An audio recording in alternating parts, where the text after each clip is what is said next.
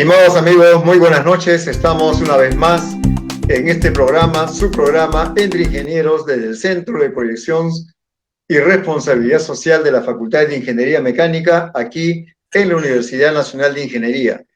Cada semana tenemos invitados especiales con temas realmente fantásticos que son de interés de toda la comunidad ligada a la ingeniería o de una u otra manera que están ligados a este ambiente fascinante de la tecnología, de la innovación y del desarrollo y el emprendimiento. El día de hoy tengo el placer de tener a un brillante profesional, a un compañero de la Universidad Nacional de Ingeniería, de mi promoción. Me refiero al ingeniero José Andrés Tan Wong. Él es ingeniero mecánico y tiene una gran experiencia en el desarrollo de proyectos. Él ha estado como consultor muchos años en la ONU y luego desarrolla una actividad muy peculiar, muy singular en el área, en esa profesión, diríamos, y especialidad de los abrasivos.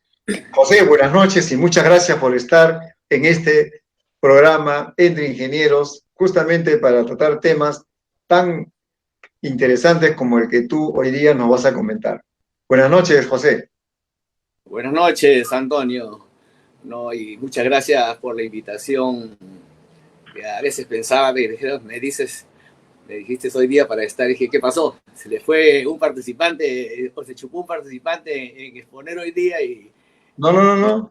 Estoy acá de telón. Dije, no, bueno, pero igual, ahí vamos. O sea, yo no necesito preparar nada, ¿no? Lo que sucede es que la semana pasada estábamos celebrando los 118 años de creación de nuestra facultad. Entonces había una serie de actividades y también paralelamente organicé el simposio, el primer simposio de fin 2021 con invitados de las 4 especialidades y de muchos lugares del mundo, sobre todo los egresados jóvenes. Y fue una semana bastante laboriosa. Entonces, cuando me di cuenta, ya estábamos en el día lunes, en la noche, y digo, conversando y recordando, hablaba y todos hablan de proyectos, todos hablan de mantenimiento, pueden hablar de bombas, de refrigeración, había muchos temas, ¿no? Pero dije, estos temas las personas de una u otra manera ya tienen acceso, pero a lo que no tienen acceso es a lo que hace el Pepe Tan. Lo voy a llamar. Así que dediqué en la mañana mi clase, como hasta las 11, y es ahí donde salgo a invitarte, ¿no? Pidiéndole a todos los santos que estés desocupado para que puedas estar con nosotros y hablar de este tema tan maravilloso como es los abrasivos. Quiero compartir con todos ustedes, estimados amigos, que el ingeniero Pepe Tan ya en una oportunidad ha venido acá a la UNI a dar una charla sobre este tema a los estudiantes. Entonces quedó un tema ahí muy singular, y esto en la oportunidad que se pedía, yo dije, lo tengo que invitar. Es más, a mí me encantaría que diste un curso de abrasivos acá en el centro de proyección, porque la gente se va a interesar en eso, porque no es fácil acceder a esa información y menos a toda la experiencia que tú tienes. José, cuéntanos, ¿cómo es esto que tú acabas en la UNI y de pronto estás en Estados Unidos desarrollando una actividad tan joven? ¿Cómo fue eso?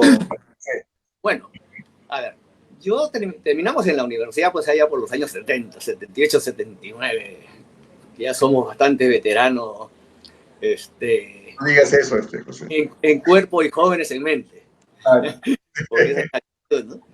Entonces yo siempre dije, ingeniería mecánica, el ingeniero mecánico primero tiene que ensuciarse las manos. Y siempre es lo que yo siempre les he contado a toda la gente que ha estado bajo mi responsabilidad, que para ser un ingeniero mecánico tienes que ensuciarte la mano, lavar pernos, lijar, agarrar grasa, y después de conocer toda la parte sucia, ya puedes comenzar a compartir un poco más las experiencias con los que vienen abajo, y a lo que siempre hay que enseñar, ¿no? Que es el tema, porque los conocimientos en unos pues no sirven de nada, los conocimientos hay que compartirlos. Y bueno, pues parte de las experiencias eran que, tú sabes, cuando llega un ingeniero a una empresa, lo primero que dice, este ingeniero sabe más que yo. Entonces, Y siempre mi primera experiencia, siempre la recuerdo, pues trabajé en una filial de Frenosa, los fabricantes de freno, una empresa que se llamaba Imesa. Fabricamos pistones para freno, discos de embrague, fajas. Y en una de las líneas de producción, pues, que eran las prensas, siempre caen, pues, todas las escorias, ¿no? Y la prensa, uno de los operarios, y eso es una anécdota, ¿no? Uno de los operarios pensó de que me iba a hacer la vida imposible. Y en una de esas le saca pues el prisionero de la volante y se tranca la prensa, ¿no? Entonces, analizando bien, yo ya había conocido bien qué era la prensa. Dije, pues, esto de acá no se sale porque así nomás, pues. Claro. Tiene que sacarlo. Había algo mágico ahí. Lo primero que le dije al operario, ¿sabes qué? Busca entre toda la escoria donde esté este prisionero, que de esa medida. Ahí debe estar abajo. Claro, me dicen que tengo la escoria hasta la rodilla. Búscala, ¿no? La encontró más rápido. Extrañamente. Y ponerlo era una tranca, pues. Ponerlo era bien difícil porque había que jalar el resorte y meterle el prisionero. Y dije, bueno, hay que usar un poco la imaginación. Consíguete una soguita y con eso jalamos el resorte, ponemos el prisionero, anclamos el resorte. No, pero eso nunca se hace, hay que sacar toda la volante. No, no te preocupes, le digo. Y así logramos hacer funcionar la prensa en menos de media hora, ¿no? Esa es una de las anécdotas que siempre la guardo en mi memoria. Y finalmente, este operario, pues, me tomó mucho cariño, la verdad. Comencé a enseñarle muchas cosas. Tanto así de que lo hice casi mi asistente, ¿no? Como reconocimiento porque siempre hay que reconocer las buenas labores, porque no puedo dejar de mencionar que era un buen operario. Pero bueno, como todo buen operario, se la quiere pasar siempre con hacerle la vida a cualquier ingeniero. Me imagino que a ustedes también les ha pasado y a los compañeros de la promoción lo mismo. Entonces así comencé y después de allí salí, me llamaron para un proyecto que se llamaba Subcontratación de Procesos Industriales que lo llevaba la Sociedad Nacional de Industria junto con el Senati y el Banco Industrial en esa época. Y para eso había que armar toda una base de datos de la industria metalmecánica, la cual tuve, por eso digo, la industria metalmecánica en nuestra época, el año 83, 84, hasta el 86, en que logré visitar, si te digo 400 empresas metalmecánicas entre pequeñas y grandes, es poca. Entonces me quedó todo ese bagaje y me llamaron luego para promover las exportaciones de la industria metalmecánica del Perú, ¿no? Tanto que así estuve realmente promocionando las partes y piezas y todos los productos que fabricábamos en esa época, que lamentablemente ahora no los fabricamos. Que acuérdate que teníamos 3 ensambladoras. Y a todos ellas le fabricábamos el 20% del paquete de piezas. Eso es lo que se fabricaba acá. Y entonces monté toda esa base y posteriormente me llamaron para irme a Estados Unidos. Y a mí nunca me gustó Estados Unidos. Dije, no, el mundo de Estados Unidos es otra cosa. Así que me fui a Estados Unidos por un año. Logré formar allí, trabajar bien en una empresa. Estuve el año, pasé 2 navidades fuera de mi familia, las 2 navidades más tristes creo de mi vida fuera de mi familia porque ya estaba casado. Y posteriormente dije, me regreso, ¿no? Entonces los dueños de las empresas me regalaron el 10% de las acciones para que continuara con ellos, que no querían dejarme. Pero a mi esposa no le gustaba, pues. No le gustaba Estados Unidos. Así que yo vine contento con mis acciones acá para regresarme a Estados Unidos y mi esposa me dijo, no. Y bueno, detrás de un hombre dice que debe haber una gran mujer, y esa es mi esposa, ¿no? Me tuve que quedar. No pasó mucho tiempo y me llamaron en las Naciones Unidas para desarrollar el mismo proyecto a nivel de Latinoamérica. Tanto así de que pude trabajar en 13 países de Latinoamérica, desde Chile hasta México. En el año 96, en uno de mis retornos, porque yo trabajaba un mes fuera y una semana acá en Lima de vacaciones, como mismo minero, como trabaja en las minas. eran mis 10 vacaciones. En el 96 me llamaron de Sacos del Sur para hacerme cargo de la gerencia de ventas. Yo no sabía por qué ni cómo. Ya. Converso con un amigo, un gran amigo en Arequipa, que era el gerente general de abrasivos industriales. Y me dijo que sí, que era una buena empresa, que me vaya a trabajar allá. Pero me dijo, ¿y por qué no vienes a trabajar conmigo? Porque yo también necesito un gerente de ventas. Y le dije, no, le expliqué, no, la verdad que no estoy buscando trabajo, le dije, yo estoy trabajando en Naciones Unidas. Y dice, no, pero mira, yo voy mañana a Lima. Y al día siguiente se presentó acá en Lima. Nos entrevistamos Ya. con él, el ingeniero Alfonso Bustamante, que era el dueño, digamos, de la empresa de abrasivos industriales. Y les expliqué, ¿no? Que yo, la verdad, que no había ni siquiera enviado currículum, ni estaba buscando trabajo acá. Y me dijeron, bueno, trabaja con nosotros. La semana que estás aquí en Lima, trabaja con nosotros, digas todo organizado, y el mes te vas a trabajar donde te manden. Bueno, y dije, pero ¿qué clase de trabajo voy a hacer así, no? Y estuve trabajando con ellos desde el año 96, pues ahí me metí al mundo de los abrasivos. El mundo de los abrasivos como dije, me abrazó tan fuerte que después de unos años tuve que optar por dedicarme a esta empresa. Y dejé Naciones Unidas, donde también querían que siguiera trabajando con ellos, ¿no? Pero dije, bueno, acá hay que hacer patria. Vamos.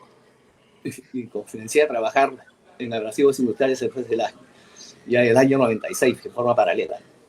Y entonces poco a poco fui imbuyéndome en este mundo que era misterioso, porque no había libros, Claro. no había técnicas, no había nada sobre cómo fabricar los abrasivos. Y entonces fui desarrollando todo este tema hasta que el año 97 me declararon gerente de ventas, ¿no? Porque ya como conocía tantas empresas, en el Perú más de 400 empresas metalmecánicas, un tantos otras textiles, cuero, vidrio, fibra de vidrio, astilleros. Bueno, me metí y fuimos desarrollando productos casi en forma puntual, porque el abrasivo como tal, muchos lo conocen y simplemente creen que es el disco de esbaste, el disco de corte y la lija. Y no es así, ¿no? Entonces, en el mundo del abrasivo, o sea, no sé si estoy hablando demasiado. Si quieres hacerme alguna pregunta, encantado. Sí, sí, claro. Pepe, cuando tú hablas de abrasivos, si fueras un profesor, dirías abrasivo, punto y guión, definición. ¿Qué es un abrasivo? El abrasivo es un elemento que sirve, básicamente, un abrasivo que desgasta a otro. Ese es el abrasivo, ¿ya? En términos simples y concisos. ¿Por qué? Porque si tú quieres desgastar una madera, lo que tienes que usar es una lija, y lo haces con un abrasivo. Si quieres desgastar un metal, lo haces con un disco de esbaste, con una piedra esmeril, que es un abrasivo. Entonces, ese es el término, por ahí se empieza. Podríamos decir que muchos procesos están asociados a diferentes tipos de abrasivos, Y claro, que no claro, son muy comunes. no. En toda mi experiencia profesional, llegué a desarrollar más de 4.500 productos diferentes. Ah, Para que es tengas como, una idea. es como un terno mandado a hacer para cada proceso un Exactamente, abrasivo. exactamente, exactamente.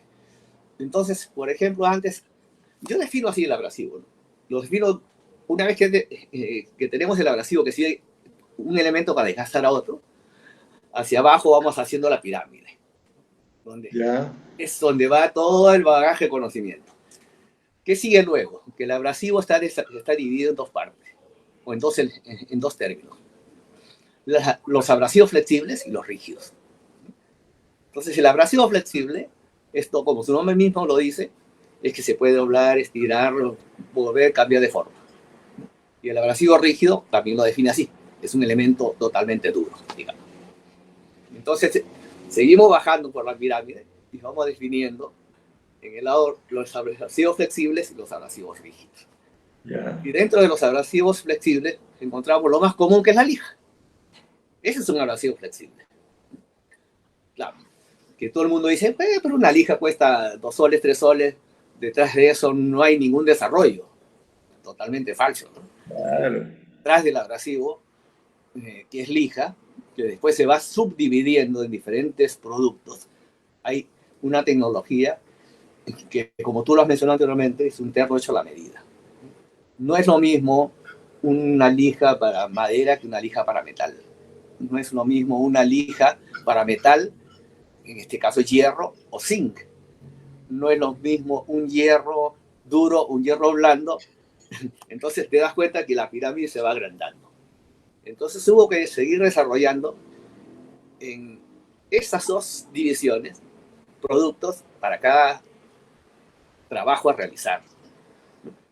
Tanto es así que mira, que se hablaba mucho de la lija para madera, y la lija para madera que es la que todo el mundo usa, que compra en la, ¿no? Que es la lija media amarillenta que la compra en la ferretería, se utilizaba en esa época en Villa El Salvador, pero había un gran desperdicio de dinero allí. Ya. Entonces comencé a desarrollar una lija especialmente para Villa El Salvador. ¿Así cómo fue eso, Pepe? Cuéntanos. A ver, fue por el tema, como te mencioné, de que, o sea, el ingeniero tiene que pisar suelo, tiene que caminar, tiene que ver, tiene que desarrollar. Entonces, veía de que las empresas de carpinterías de Villa Salvador, que en esa época se utilizaba mucho madera, ¿no? Y había que lijar. Yo veía que utilizaban simplemente la lija para madera. Yo decía, ¿y por qué lija para madera? ¿Por qué en lugar de una lija para madera, por qué no utilizas, por ejemplo, una lija en banda? ¿Pero qué es eso? Me decían. Bueno, es una lija que se tiene que utilizar en una máquina. Bueno, desarrollemos la máquina también. Entonces se comenzó a desarrollar la máquina en cada carpintería y, por otro lado, la lija para esa máquina. Claro. Entonces muchos me decían, no, pero ingeniero, es mucha plata comprar máquinas. Bueno, ¿qué máquinas tienes? No, yo tengo acá una sierra circular. Bueno, utilicemos tu sierra circular y en tu misma sierra circular hacemos tu máquina y ahí le pegamos la lija. ¡Qué buena!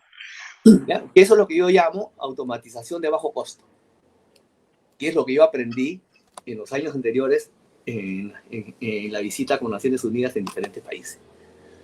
Que era transformar una máquina para que con una muy pequeña inversión, que hasta podía ser de 50 soles, que era un pedazo de madera, que era un círculo, suplía a la sierra circular y sobre la sierra circular pegabas una lija desarrollada para un producto o para un tipo de madera. Ahora, había que desarrollar la lija también. Entonces, la lija la desarrollábamos para diferentes tipos de madera. Y así es que como fuimos metiéndonos en Villa El Salvador. Entonces, tengo muchos amigos. Finalmente, sabes que cuando yo ya en los términos de mi vida como gerente de ventas, porque ahora me dedico de forma independiente, monté yo una empresa en Villa El Salvador, y todo el mundo ya me conocía, todo el mundo. Me conocía todo el mundo.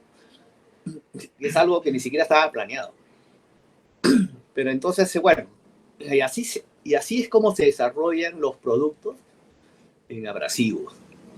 Posteriormente fuimos corriendo a otras industrias, como la industria textil, donde desarrollamos lijas para la industria textil. ¿Y cómo es eso? ¿En qué parte del proceso emplean la lija en la industria textil? A ver, tú ves, un ejemplo es la franela. Tengo franela acá. Acá tengo un pedazo de franela que utilizo yo. La franela tiene un lado que es el derecho y un lado que es el revés, ¿no? Tú ves, el derecho es más o menos liso y el revés tiene pelucitas. Claro. Entonces, en esa época yo decía, la industria textil, qué trabajo que tiene que desarrollar para hacer esas pelucitas. Entonces, desarrollamos una máquina que era una especie de rodillo, doble rodillo por donde pasaba la tela. Yeah. Y en los rodillos le pusimos una lija, un rollo de lija, ¿no? En forma helicoidal, lo fuimos pegando para que hiciera ese tipo de trabajo en la tela. Claro, los textiles me decían, estás loco. ¿Cómo vas? Sí. Y comenzamos a hacer, también tenía que ser una lija donde no se apelmase los hilos de la tela. Porque si se embute, entonces ya no deja de de trabajar como debe de ser. Entonces desarrollamos una lija para que hasta ahora la deben seguir utilizando, me imagino. Porque ya no he visitado más industrias textiles hasta hace 5 o 6 años atrás. O sea, hasta hace poco, ¿no? Que fue una técnica también que se hizo para la industria textil. Trabajamos luego lijas para curtiembres. O sea, el cuero también hay que lijarlo. El cuero hay que rebajarlo y hay que lijarlo. Y ahí entraban 2 elementos en las máquinas, que tenía una cuchilla, que había que afilar la cuchilla, y otro, que era la rebajadora o la lijadora, que lógicamente sabía, ya no había que hacerlo a mano. Entonces, hicimos lo mismo que con la industria textil, un rodillo, una tela especial para el cuero, y así se lijaba el cuero. Se carga, mejor dicho, se carga, es la palabra exacta. Y otra, que es una piedra que servía para afilar la cuchilla porque el cuero es muy abrasivo. Es como el papel es muy abrasivo, el papel le quita el filo a las cuchillas muy rápido. ¿Sí? Sí, claro. No parece, ¿no? No parece. No, por eso te digo, el abrasivo entra en todas las industrias. No hay industria que no utilice abrasivo. Eso te quería decir. No hay industria. Y para felicidad mía, por ejemplo, que estaba como gerente de venta, si no hay abrasivos, ningún producto sale, porque no está acabado. No pasa por calidad. Así es. Entonces, bueno, fuimos pasando, es otro tipo de lija para que veas cómo dentro de la pirámide se van creando nuevos productos. Lo mismo que en la industria del zinc. En la industria del zinc había una empresa que, bueno, no voy a mencionar el nombre, que fabrica hasta ahora las láminas de zinc, que tenía problemas para el lijado. Ellos estaban utilizando un disco así como este. ¿Ya? Ya. Un disco como este, que es lija. Pero que no le daba resultado. Me decían, en esa época, un amigo que era el gerente Cárdenas, me acuerdo, y el gerente general Patiño, me llaman porque nos conocíamos, como digo, de tanto visitar empresas, y me dicen, ay, pero solucioname el problema. Entonces, yo ya en esa época ya he comenzado a solucionar problemas más o menos, primero por teléfono, porque quería imbuirme antes de ir qué cosa es lo que necesitaba. Y les digo, ¿qué cosa usas? ¿Qué colores? Porque esa época, pues, lamentablemente, no hay lo que te puedo enseñar ahora. Todo era... y había que estar adivinando qué cosa es lo que usa cada empresa. Y me decían que era color negra. Ah, ok, perfecto, no te preocupes. Yo mañana voy y te soluciono el problema. ¿Pero qué, así tan rápido? Sí, no te preocupes, le digo. Así que le llevé una como esta. Es igual que esta, pero desarrollado con diferentes abrasivos. Entonces la probamos y funcionó. Y me dijo, oye, pero ¿cómo que sabías el problema? No, pues es que los abrasivos son así, le digo. Los abrasivos son así. Un abrasivo sirve para trabajar un producto y no sirve para otro. Tú te acordarás también de nuestro gran amigo, nuestro gran difunto Juan Can. Claro, Juan Carlos Campos. Así es. Él trabajaba mucho acero inoxidable y utilizaba para el acabado de las esquinas en soldadura. Trabajaba mucho para la pesquera. Pues, ¿no? En la pesquera, lógicamente, tiene que ser un producto inoxidable. Y trabajaba sus mesas y me contaba. Yo lo visitaba, pero nunca me compraba. Juanito era duro. Entonces, no necesito, decía, no necesito. Entonces sabía que compraba, porque lo usaba. Pero una vez me llama y me dice, ¡ay, Pedro! Me dice, bueno, yo soy Pedro José, ¿no? Por eso me llaman Pepe. Me dice, oye, cada vez que termino mis mesas de acero inoxidable, cuando ya estoy por entregarla, aparecen puntos de soldadura, de oxidación. Ah, caramba. Qué extraño. Sí. Y me dice, ¿puedes solucionar el problema? Sí, pero no sé si te compre. No, no importa, le digo, esta solución lo que pasa es que voy a verte. Entonces, ya sabía qué cosa también estaban utilizando. Estaban utilizando una lija al agua. Y la lija al agua en acero inoxidable es mortal. Porque conforme tú vas lijando, los granos se van desprendiendo, se van incrustando, aunque no se vea, se incrustan en el metal. Y el carburo de silicio, como su nombre es carburo, pues por reacción química se va a oxidar.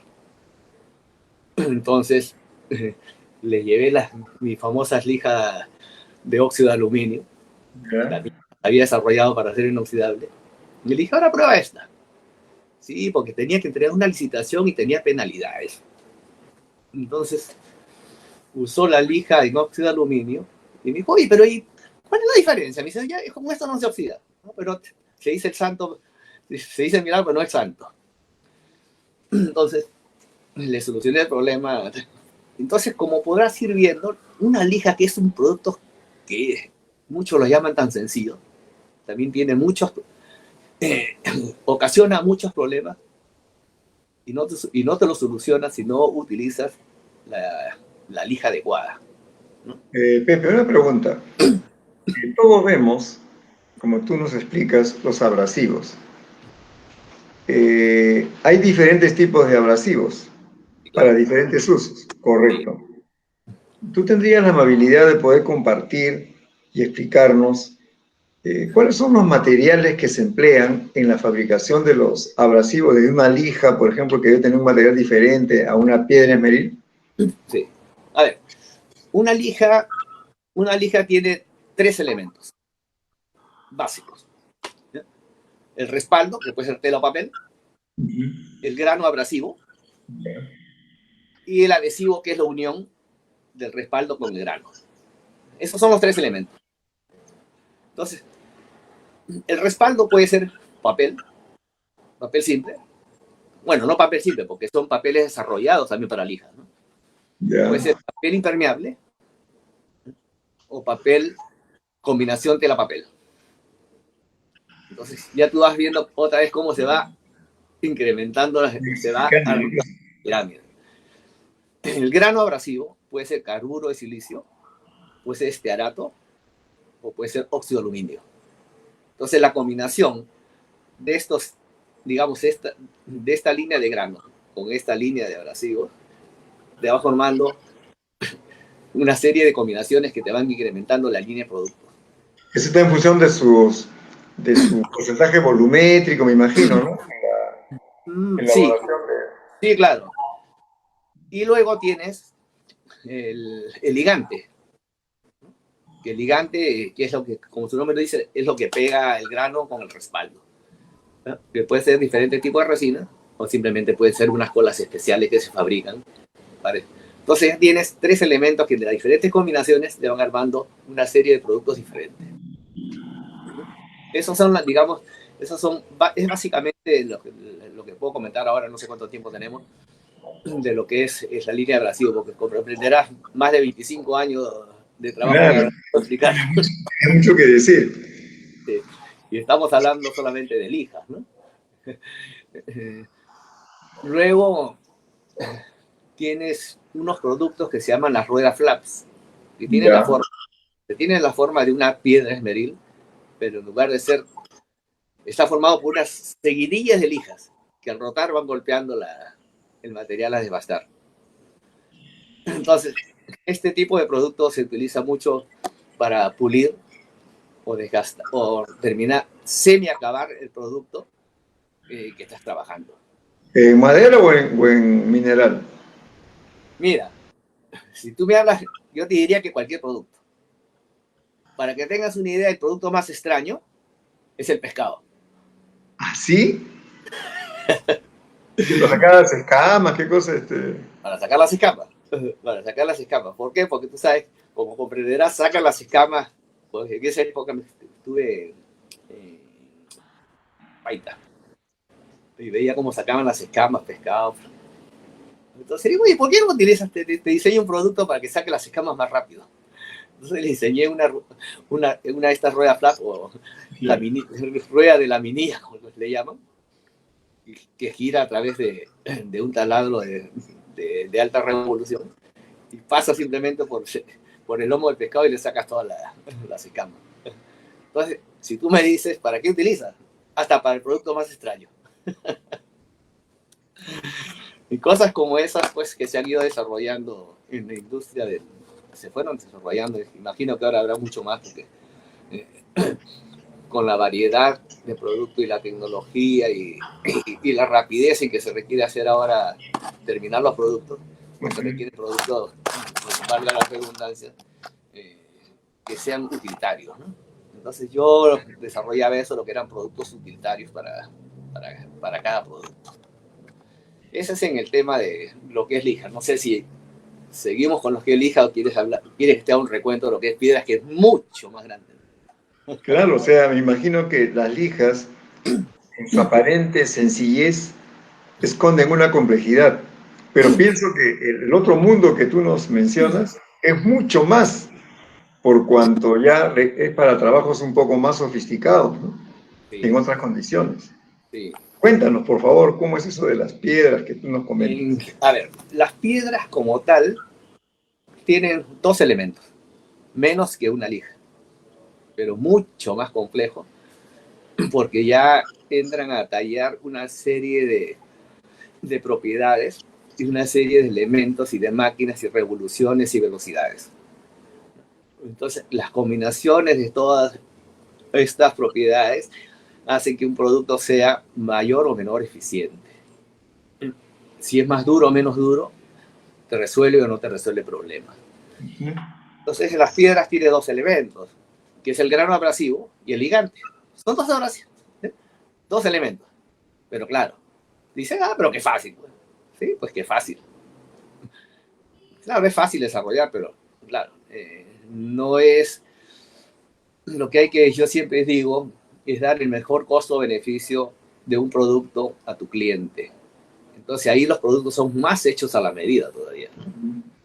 Tanto así de que las piedras de esmeril y las lijas, lo que es abrasivo.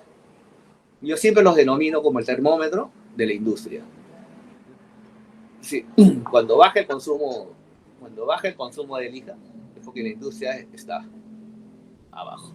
Cuando se incrementa el consumo de los abrasivos, es porque la industria está cada vez trabajando o sea, disminuyen su capacidad ociosa, incrementan sus volúmenes productivos. Tú que eres una persona que ha investigado tantos materiales y combinaciones y que eres bastante innovador, ¿cómo es que tú vas descubriendo los materiales de repente convencionales y has podido descubrir otros que han complementado lo que hacían los convencionales? ¿Y cómo has podido llegar a esos porcentajes volumétricos? Porque ahí está la cosa, ¿no? Porque Sí, claro, claro. ahí está el secreto de mamá. Una piedra, como dije, está formada por granos abrasivos. Pero los granos abrasivos, como tal, tienen diferentes variedades. Un grano abrasivo sirve para devastar un producto y no sirve para otro. Entonces hay que saber exactamente cuál es el grano abrasivo que te sirve para trabajar lo que el cliente te está pidiendo. Paralelamente a ello, hay que saber con qué tipo de máquinas cuenta. ¿Por qué? Porque si tú desarrollas un abrasivo y no tienes la máquina adecuada, entonces tu producto de abrasivo no funciona. El producto de abrasivo en piedras está muy relacionado con las RPM de cada máquina. A mayor velocidad que tiene una máquina, una piedra se va haciendo cada vez más dura. Mientras ¿Por qué? más... ¿Por qué, José? Porque simplemente es un fenómeno físico. Por la fricción, por el calor. Claro, es un fenómeno físico, solamente por eso, que muchos no toman en cuenta. Muchos dicen, no, le voy a meter la mayor cantidad de revoluciones y lo único que hacen es quemar el producto. No, por eso es que muchos dicen, cuando desbastan un metal, se quema, se pone negro. Simplemente lo estás quemando. El metal no se quema, sí se quema. Y si se quema, y si es una cuchilla, por ejemplo, una cizalla, bueno, se hace frágil. Entonces tú no puedes quitarle la dureza a una cuchilla si la estás quemando. Entonces claro, muchos dicen, pero es muy fácil fabricar y vender un abrasivo. Sí, es fácil. Fácil es vender. Pero es bien difícil vender. Hay dos términos, vender o vender. Y a nosotros fue los ingenieros, y si estamos en el área de ventas, vendemos con técnicas, ¿no? Bueno, eso que tú dices es muy importante, porque los estudiantes de ingeniería, ¿no? Yo pienso que todas las ingenierías piensan que al egresar necesariamente van a estar involucrados en temas de proyectos, ingeniería, desarrollo, piezas, máquinas, qué sé yo. Pero no se han dado cuenta que hay otro nicho, que es el de las ventas, porque hay un alto porcentaje de ingenieros, ¿no? Mecánicos eléctricos, civiles, sanitarios, qué sé yo, pero que están en el mundo de las ventas. Sí. ¿Por qué? Porque ¿quién mejor que uno que ha pasado por la universidad podría explicar las características y propiedades y beneficios que tiene un producto, como el caso tuyo? Creo que haber estado en la universidad te dio pues ese valor agregado de poder, primero, analizar y proponer una solución. Segundo, ser un tipo innovador, porque tú eres bastante curioso en eso, y llegar a descubrir y a proponer una solución. Todas esas combinaciones que tú has descubierto, eh, las has patentado. ¿Cómo has manejado esa parte? Porque son una gran mayoría son tu creación. Sí, es cierto. Casi todas. Bueno, tú sabes que un ingeniero de nuestra época, Esa generación. de nuestra generación, para no hablar para no decir que somos tan viejos, ¿no?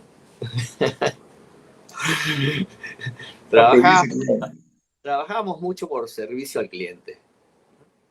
Trabajábamos mucho y parte de nuestro bagaje de servicio al cliente era justamente eso, dar el mejor costo-beneficio a tu cliente, porque era con quien ibas a tratar toda tu vida.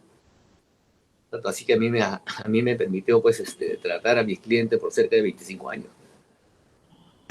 Y clientes que hasta ahora me llaman y a quienes les desarrollo también productos, porque tienen la confianza de que le estás vendiendo un producto. O sea, no necesariamente desarrollas un producto y ese producto es el más caro, puede ser el más barato. Yo recuerdo, por ejemplo, que en una época, bueno, una de las funciones más grandes de Lima, había desarrollado la tapa de un molino. Entonces, antes de continuar con la fabricación de las otras tapas, claro, lógicamente tiene que someterlo a un control de calidad. Tintes penetrantes. Y para los tintes penetrantes tenían que hacer la ranura a la tapa de un molino, que tenía una dureza de 600 brin. 600 brin, sí, era bien alto. Y habían probado todos los abrasivos habidos y por haber. Y nada. No le hacía ni cogía, le hacía la abrasivo. Entonces, yo no sabía qué estaban haciendo. Era mi cliente, lógicamente. Y me dice, oye, José, que necesito que venga. Y a mí, sabes que a mí me encanta en las ventas. Aparte de los retos, como le dicen, me gusta zapatear, o sea, estar en el campo, ¿no? Porque es la única forma de que un ingeniero pueda desarrollar un producto y y lograr la fidelidad de tu cliente. Entonces fui con una serie de productos. Bueno, primero investigué qué cosas es lo que estaban haciendo. Entonces le llevé, querían trabajar con discos de desbaste. Los discos de desbaste es el producto más común que hay en la industria metalmecánica. Entonces yo ya había desarrollado discos de desbaste para diferentes durezas. Y le llevé el disco más barato. El más barato. Entonces, por eso puede decirte, ¿no? Si un disco de desbaste te costaba en esa época, no sé, pues 25 soles, yo le llevé un disco que costaba 6 soles. Y le muestro el producto y le digo, yo creo que este es el que necesitas. El de logística, lo primero que me dice, ¿cuánto cuesta? 6 soles. No, no puede ser. Me dice, ¿cómo? Y he probado con los discos más caros. Bueno, si me estás haciendo venir, te estoy trayendo una muestra, quiero que lo pruebes. Había un ingeniero brasilero, me acuerdo, a cargo de control de calidad. No me creía. Dije, ingeniero, pruébelo. Con esto le aseguro que va a lograr la ranura para que ponga los tintes penetrantes y haga el control de calidad de la tapa del molino para que pueda fundir el resto, porque tenían todos los cubilotes llenos del material solamente para vaciar en el molde y no podían terminarlo. Ya. regañadientes, me agarró, le hizo una ranuraza, que me dijo, ay, pero este disco me ha hecho demasiada ranura. Bueno, tú me estás pidiendo que quieres una ranura para hacer la prueba de tintes penetrantes, y ahí está. Y efectivamente, pues, claro, yo siempre cuando estaba en venta, antes de vender, o sea, yo no vendía. Yo no vendía. Yo primero lo que hacía era investigar y después llevar el producto que era el cierre, ¿no? Era el cierre. Pero para lograr el cierre tenía que convencerlo. Entonces, me dijeron, pero ¿cómo has logrado toda esa tecnología? Bueno, es que no es lograr todas esas tecnologías, digo. Es simplemente analizar el problema. Si uno no analiza el problema, no llegas a solucionarlo, ¿no? Que es lo que hacen muchos vendedores. Tratan de vender y no solucionan ningún problema. Para ellos la solución a su problema es la venta. Claro. La solución al problema no es la venta. La solución a la venta es primero resolver el problema. Entonces, por fin lograron. Tenían en sus cubirotes, tenían no sé cuántas toneladas de hierro fundido ahí para vaciar en los moldes y no podían hacerlo y estaban gastando combustible por gusto. Digo, bueno, para esto estamos los ingenieros, para solucionar un problema. La venta es al final. Primero solucionamos el problema de la venta. Y efectivamente, para que veas que no necesariamente un producto caro te soluciona problemas. Y así es como se desarrollan las piedras en la industria metalmecánica. No solamente en la industria metalmecánica, estoy hablando de diferente en el vidrio. José, dime, y respecto al proceso y al empleo de los abrasivos, ¿hay alguna norma nacional o internacional que sea un referente sobre la cual tú puedes hacer esos trabajos o aplicaciones? Hay una norma que es la norma ANSI. Ya. La norma ANSI para abrasivos. Y la norma FEPA también. Ya. ¿Eso acá en el Perú se emplean esas o no? Lastimosamente no se emplean, pues. Lastimosamente no. No hay norma en el país. Así es. No, se deben hacer. Se deben hacer. Pero no se están utilizando. O si se están utilizando, no se están utilizando. Porque yo cuando dejé de trabajar en la industria del abrasivo, la fábrica de piedras lastimosamente prácticamente desapareció. Prácticamente desapareció. A mí me hubiera gustado que esa línea continúe porque es una línea, la verdad, que es apasionante. No tienes cuándo acabar porque siempre investigas y no podemos dejar pasar la oportunidad de tener, o sea, de continuar con toda esta experiencia que se ha tenido, ¿no? Lastimosamente, como te digo, la empresa la vendieron, la tomaron otros, comenzaron a importar, pero la industria utiliza pues actualmente cualquier producto porque quiere solucionar sus problemas como sea, ¿no? Entonces, allí creo que hemos tenido un retroceso en la industria, y yo lo veo desde el punto de vista de los abrasivos. Dime, o sea, en la actualidad hay más abrasivos importados que producidos en el Perú. Sí, claro, claro. Y ahí está el problema, porque pretenden ser una solución universal a muchos problemas. Sí, sí. Entonces, y es una lástima, ¿no? Es una lástima porque se desarrollaron tantos productos que se han ido perdiendo en el espacio general. La empresa para la cual trabajé, que es Abrasivos Industriales, la línea de ruedas la desaparecieron. La desaparecieron y no creo que sea por causa de la crisis, porque no ha habido crisis. En el sector metalmecánico creo que no hubo, desde el año 96 que yo tengo y que empecé a trabajar en esta línea, no ha habido crisis. Lo que ha habido es un poco de dejadez, un poco de conformismo, un poco de comodidad en comprar lo que hay. Dime, ¿y las máquinas que se emplean para fabricar estos abrasivos, algunas tú has diseñado, otras son importadas? ¿Cómo es el tema? A ver, algunas se diseñaron, Ya. Unas se diseñaron y las otras, por no decir que eran comunes, es un horno, son balanceadoras.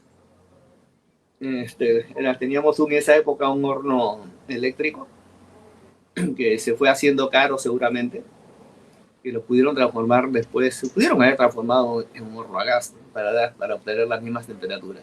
¿Y qué temperaturas más o menos se manejan en esos hornos? ¿O se manejaba? A ver, en la línea de abrasivos tiene dos líneas, dos subdivisiones. Uno que son los vitrificados y otro que son los resinoides.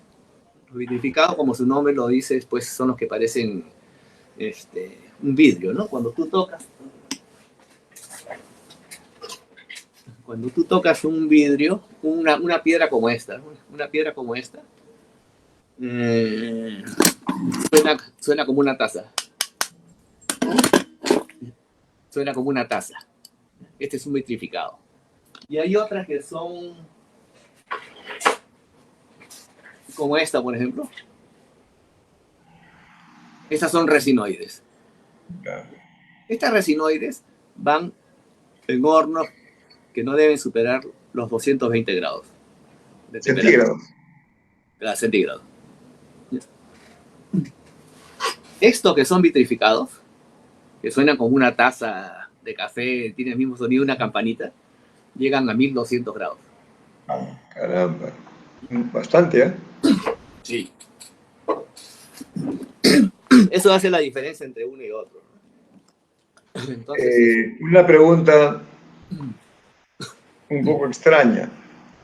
¿Se hace mantenimiento a los abrasivos, a las piedras esmeriles, a eso? ¿O solamente es de uso, se desgasta y hay que cambiarlo?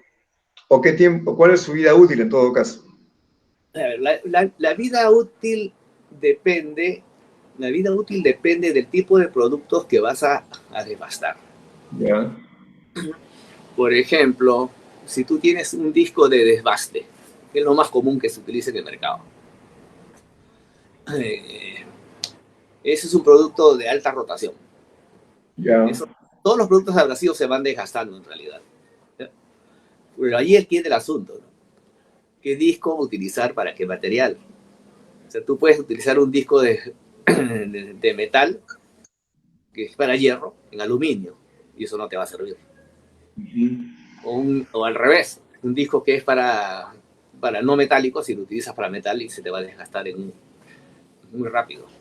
Entonces la vida útil depende de la buena utilización del producto adecuado para el material que vas a desbastar, ¿no? Ya. Esa es un poco la definición de lo que sería el mejor uso de un abrasivo para un producto.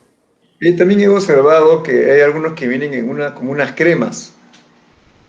Sí. Y eso también está en el mundo del abrasivo. Eso también está en el mundo de los abrasivos, por ejemplo, las cremas que se utilizan para los asientos de válvula de los motores. Claro. Tú utilizas allí, pero antes de eso, ahí también diseñamos una piedra para los asientos de válvula. Claro, diseñamos una que eso se fabricaban con un grano abrasivo que se llamaba rubí, es un grano rosado, pero rubí, ¿no? No es porque hay varios tipos de grano, desde el óxido de aluminio, carburo de silicio, tienes rubí, tienes circonio y otros más, y combinaciones de. Entonces nosotros, me acuerdo que desarrollé en esa época para los motores de vehículos, para los asientos de válvula, una piedra, bueno, no tengo acá tengo por acá, pero no sé, no debo tener en el almacén. Unas piedras muy pequeñas, que pueden unos 7 octavos de 1 pulgada hasta de 3/4, que son para motos, hechos en grano rubí, es un grano rosado. No es un óxido. ¿Ese grano, ese material lo importa o hay acá en el Perú? No, es un grano importado. Ya. Es un grano importado. En algunos casos son granos artificiales también, ¿no? ¿Cómo artificiales? Son fabricados especialmente. Son fabricados como grano abrasivo. Son fabricados. O sea, no todos los granos abrasivos son naturales. ¿Cuál es más caro? ¿Los naturales o los artificiales? Ay, me agarras ahí, porque ya estoy fuera de. en este caso los granos naturales son los más caros, ¿no? Los granos naturales no son más caros. Hay una fotografía en la cual estás tú frente a una rueda Pelton. Sí. Tú sabes pues que las cucharas tienen que tener un acabado espectacular ahí para los esfuerzos tangenciales y todo el tema. Dime, ¿y ahí cómo se produce el proceso de abrasión? ¿Es una máquina? ¿Lo hacen a mano? ¿Cómo es el tema? A ver,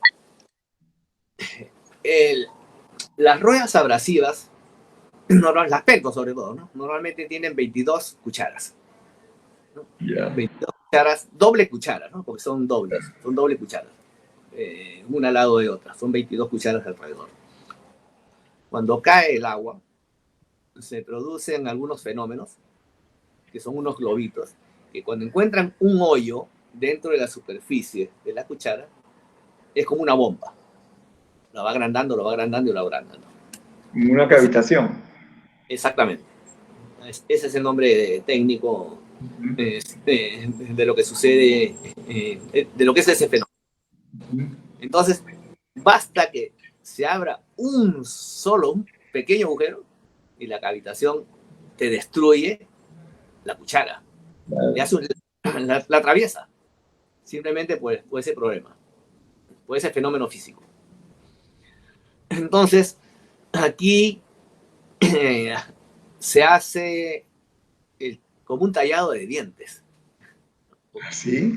Es como un tallado de dientes, porque se puede recuperar la cuchara, que son cromoníquel. Es un material muy duro que hay que rellenarlo y luego darle el acabado. Entonces, ese para mí fue uno de los retos más grandes, porque tú sabes que yo cuando yo estudiaba en la universidad, yo fui uno de los primeros que se casó. Yeah. Entonces, lógicamente, ya tenía que estudiar, tenía que trabajar. Y me contrataron para una mini central hidroeléctrica en Caqui, en Guaral. Yeah. Y ahí fue mi primera experiencia en central hidroeléctrica. Fue una mini central en realidad. Yeah. Y fue algo que me apasionó y dije, acá tengo que desarrollar yo un producto para darle el acabado a las cucharas, porque no es posible que se acaben o se desechen, ¿no? Entonces todas las cucharas se recuperan actualmente. Todas se rellenan con un tipo de soldadura cromo-níquel. En esa época era oro rico. Y luego se tallaba. Entonces había que hacer moldes para cada parte de la cuchara. Sí. Un trabajazo. Entonces había que hacer moldes para cada parte de la cuchara y había que desarrollar una piedra para un producto que era tan duro. Y ahí entraban a tallar los otros abrasivos que yo le llamo los resinoides, que no son las piedras que tienen un sonido de vidrio, que nos tienen un sonido muy seco. Y ahí desarrollé las piedras para darle el acabado a las cucharas, o sea, para desbastar, mejor dicho, los cordones de soldadura. Y posteriormente, con unas lijas, darle el acabado final. Este producto fue uno de los mayores retos que yo tuve de desarrollo. Tanto así que podemos ver que lo siguen utilizando en la central hidroeléctrica del Mantaro, Cañón del Pato, Carhuaquero, bueno, y casi todas las centrales hidroeléctricas. ¿Verdad? Entonces, como digo, es un mundo de nunca acabar. El abrasivo se investiga todos los días y se desarrollan productos para cada producto, para cada elemento a trabajar. Claro, y como ahora hay nuevos procesos, entonces también hay nuevos retos. Sí. Y un mercado permanente en todo caso. Sí, es un mercado permanente y para felicidad mía durante los 25 años que trabajé en abrasivo. Para felicidad. Nunca terminé de desarrollar productos, siempre se desarrollaba productos. Es una investigación constante porque te pueden cambiar el tipo de soldadura y entonces te cambian el tipo de abrasivo. Dime, y ahora que ya no estás ligado al 100%, estás ya en una labor de consultor, de un gurú de los abrasivos, ¿sigues fabricando, sigues creando nuevos productos abrasivos? Sigo desarrollando productos, sigo fabricando, ya, pero ya no tengo una cartera, tenía una cartera, en la industria metal y mecánica tenía una cartera de cerca de 3.800 empresas. ¿Qué pasó? Han ido No, colapsando. algunas fueron desapareciendo, hubo tema de las crisis, otras se mantienen, y de las que se mantienen y, y todavía me llaman, les sigo desarrollando productos, ¿no? Pero ya, pues ya, yo creo que también ya, como digo, ya hemos trabajado tanto tiempo, yo dije, yo trabajo hasta los 60 años, y a partir de los 60 años me dedico a vivir un poco, lógicamente a seguir colaborando con la industria, y no puedes parar, pues. No, porque yo creo que el ser humano nunca se va a parar. Claro. Tiene que ir trabajando y desarrollando nuevos productos. Sí, José, en estos 25 años que tú has trabajado en este fascinante mundo de los abrasivos, ¿qué, qué experiencia o qué mensaje has podido tú captar y que podrías compartir con nosotros? Mira, experiencias muchísimas, que sería bueno compartirla, porque yo digo, las experiencias uno no se las puede llevar a la tumba. A mí me van a faltar muchos años para irme a la tumba. Ah, eso definitivamente. José, No ¿y no has pensado en hacer alguna publicación sobre estos temas? no porque, o sea, sí he pensado, sí, o sea, si poder hacerlo, sí se puede hacer, porque yo creo que hay que compartir las experiencias para los ingenieros jóvenes que tienen un reto tremendo con la industria, sobre todo en nuestra facultad de Ingeniería Mecánica Eléctrica, ¿no? Que habría que seguir compartiéndola.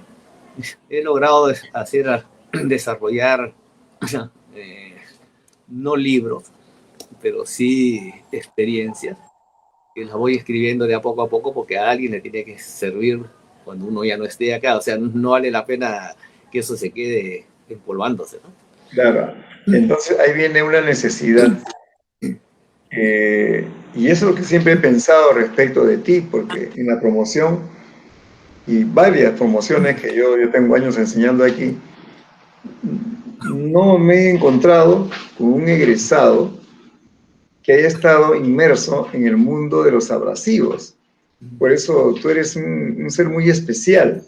A mí me encantaría, José, quiero comprometerte a que organicemos aquí en el Centro de Proyección Social un cursito sobre abrasivos de unas 10 horitas nada más para que tú puedas compartir todo eso que hoy día nos has dejado con la miel en los labios, ¿no? Porque este es un tema para largo. O en todo caso, si tú deseas, el próximo viernes hacemos abrasivos partes 2 y nos cuenta todo ese mundo ya un poco más inmenso, más especial, un poco complejo, pero que tú, por esa inquietud, por esa perseverancia y tu calidad académica y profesional y personal, porque tú eres un tipo extremadamente ético, has podido crear un universo muy grande. Tanto así que, fíjate, en estos momentos te envían saludos Luchito Guamán y también nuestro compañero Uber Ancuye, que debe estar en Arequipa comiendo ahí su queso helado. ¿Mm? Y también los voy a entrevistar, Uber, prepárate. Tú que has estado años en centrales hidroeléctricas y tú, Lucho Guamán, que has estado en ABB, tienes mucho que compartir. Y así toda la gente que tiene un gran bagaje de experiencias y conocimientos y saberes, esta es una tribuna justamente para que hoy, como el ingeniero José Tan Wong nos ha hecho una recreación de todo este mundo tan especial y a veces tan escondido, entre comillas, porque uno no encuentra pues un libro en la biblioteca abrasivos tan fácilmente, ¿no? Y tampoco uno entra al YouTube y va a encontrar un video de abrasivos. Entonces, de repente hay, pero sin esa rigurosidad con la cual tú has desarrollado en realidad mucha tecnología y mucha innovación en este aspecto. José, se ha pasado la hora y parece que fueran 5 minutos y hablábamos de una hora es mucho, me dijiste, y no has dicho ni el 10% de lo que tenías que decir. No, Pero, pues no. La pero verdad José, que son 25 años de trabajo en abrasivos, que entonces, cada producto es la verdad, es una Biblia. Cada por eso, producto es una Biblia.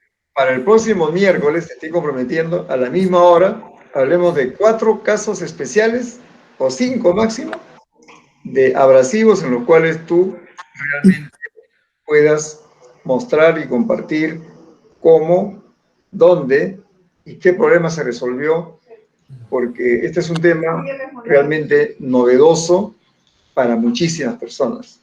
No solamente para el público en general, sino para profesionales inclusive. No, Entonces, encantado.